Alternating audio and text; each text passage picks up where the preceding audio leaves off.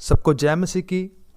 और आज मैं आपको बताऊंगा कि कैसे आप जो घर में परिवार में लड़ाई झगड़ों का निपटारा कैसे कर सकते हैं।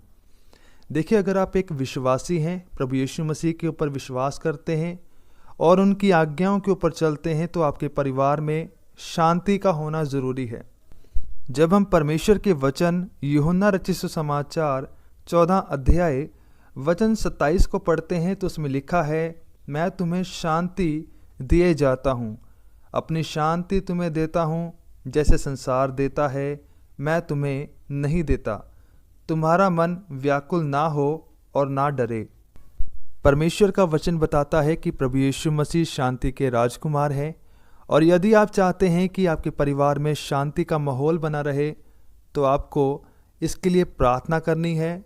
परमेश्वर के वचन में लिखा है, जब हम मत्ती रचित सुसमाचार 7 अध्याय वचन 1 और वचन 2 को पढ़ते हैं, लिखा है, दोष मत लगाओ कि तुम पर भी दोष ना लगाया जाए, क्योंकि जिस प्रकार तुम दोष लगाते हो उसी प्रकार तुम पर भी दोष लगाया जाएगा, और जिस नाप से तुम नापते हो उसी नाप से तुम्हारे लिए भी नापा जाएगा।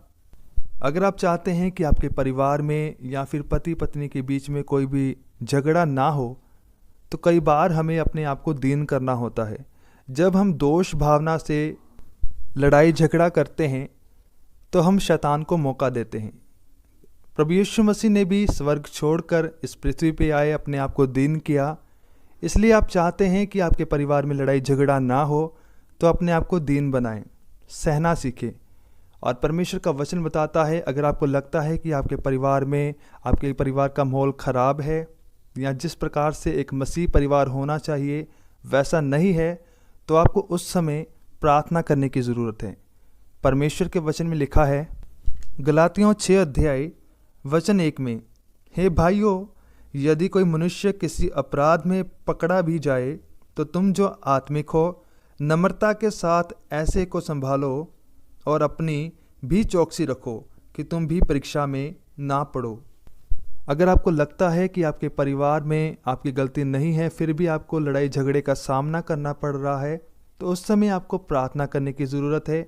अपने बोझ को परमेश्वर को सौंपने की ज़रूरत है। जब आप सहते हैं, जब आप परमेश्वर के ऊपर अपना विश्वास रखते हैं, फिर परमेश्वर आपकी परिस्थितियों को बदलते हैं। परमेश्वर का वचन बताता है कि परमेश्वर असंभव को संभव करने की सामर्थ्य रखते हैं। अगर आपके परिवार में कोई भी लड़ाई झगड़े का माहौल रहता है, तो आपको उस समय घबराना नहीं है, डरना नहीं है। उस समय आपको परमेश्वर के पास जाना चाहिए और प्रार्थना में अपनी सारी चिंताओं को बताना चाहिए। परमेश्वर के वचन में लिखा है, जब हम इफिसियों 6 अध्याय वचन 10 को पढ़ते हैं, तो उसमें लिखा है, इसलिए प्रभु में और उसकी शक्ति के प्रभाव में बलवंत बनो, परमेश्वर के सारे हथियार बांध लो कि तुम शैतान की युक्तियों के सामने खड़े रह सको। यदि आपके परिवार में परिस्थितियाँ बिगड़ी हैं, लड़ाई झगड़े का माहौल रहता है, उस समय आपको परमेश्वर के हथियारों को पहनना चाहिए। आपको दृढ़ होना होगा, विश्वास में बने रहना होगा, प्रार्थना में मजबूत होना होगा, उपवास में मजबूत होना होगा। परमेश्वर के वचन में लिखा है, इफिसियों 6 अध्याय वचन 13 में लिखा है, इसलिए परमेश्वर के सारे हथियार बांध लो कि तुम बुरे दिनों का सामना कर सको और सब कुछ पूरा करके स्थिर रह सको। यदि आपके बुरे दिन चल रहे हैं, आपके परिवार में लड़ाई झगड़ा चल रहा है, उस समय आपको विश्वास में मजबूत होने की ज़रूरत है। और परमेश्वर को प्रतिदिन आप अपनी परेशानियों को बताएं और वचन को पढ़ें, उपवास करें।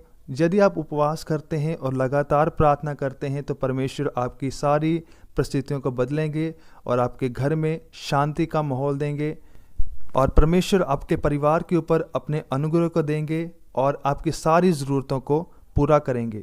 इस समय आपको उन परेशानियों को देखकर, उस माहौल को देखकर डरना नहीं, बल्कि प्रार्थना में मजबूत होना है। मेरा विश्वास है कि आज की वीडियो के द्वारा परमेश्वर ने आपको आशीष दी है। मिलते हैं हमारी अगली वीडियो में।